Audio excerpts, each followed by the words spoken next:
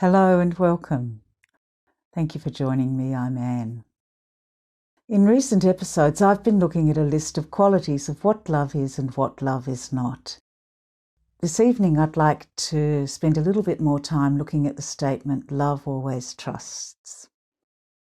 When I love someone, I am willing to put my confidence in who they are and what they can do, no matter what. That other person may think and feel things differently from how I would, do things differently from the way I would do those things. They may make one or two mistakes along the way and work at a different pace from the one that I'd prefer, maybe more slowly or too quickly. But love never stops trusting and believing the best for them and having faith in them. Once I worked with a woman who was quiet and shy, and she listened more than she talked. This meant that some people overlooked her because she didn't make a fuss and she didn't draw attention to herself. I noticed that some of her managers were critical because she didn't speak in meetings, and they didn't take her seriously. Sadly, I also noticed that she didn't have much confidence and questioned the value of her work. But I also noticed that she worked quickly and effectively, and everything she did was always at a good standard. She was a good listener, and whenever she did speak, what she had to say was thoughtful and showed insight, and I thought was worth listening to. I had the opportunity to talk to her about this, and she told me she used to be more confident when she worked in other areas, but because of the criticism and lack of faith in her abilities, she'd lost her confidence.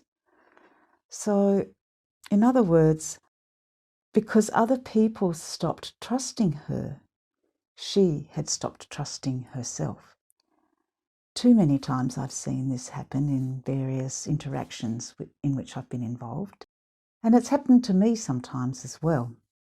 What I've learned along the way is to back myself, my personal strengths and abilities and giftings when I've got a task to do. And also to back up others by accepting and acknowledging and trusting their abilities and personal strengths as well. So while I worked with this woman, I made every effort I could to tell her when she'd done a great job. And we talked sometimes about how she didn't have to make herself into a different person in order to have a good contribution. What I saw was her start to back herself and become more confident. And a short while later, she had the opportunity to work with one of the most senior people in the organisation. And she just did what she always did, quietly and without a fuss, but she made a terrific impression. And this senior person only wanted her to do that particular task. It was wonderful to see her blossom as others began trusting her again. One day, her personal circumstances changed and she had to leave Tasmania. So with her newfound confidence, she began applying for jobs in the place she was going to at a level higher than the one she was currently in. It was with such delight when she told me, and I was so delighted, when she told me that she hadn't received one offer, she'd received two for positions, and she had to make the decision which one she was going to take. So why am I telling you her story?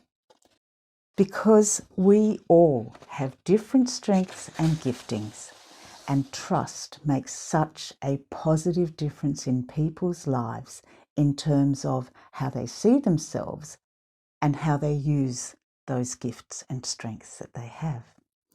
Loving others always means having faith and putting confidence in who they are and what they can do. Always trusting them with how they use their different gifts and supporting and encouraging them when they use them. Loving myself means backing myself and being willing to use my gifts and my strengths in different situations. And loving God means always being thankful to Him who is the giver of all gifts for the strengths and abilities and gifts that He has given me and others who are in my life. It also means learning to let go and to always let God use my strengths and gifts and those of others for His good and loving purposes. There is a wonderful proverb which says, "When you live a life of abandoned love, surrendered before the awe of God, you'll experience abundant life, continual protection, and complete satisfaction." My hope is that you may learn the truth of that proverb for yourself as you practice a self-abandoned love that trusts God, trusts others, and values and uses the God-given gifts and strengths that you have.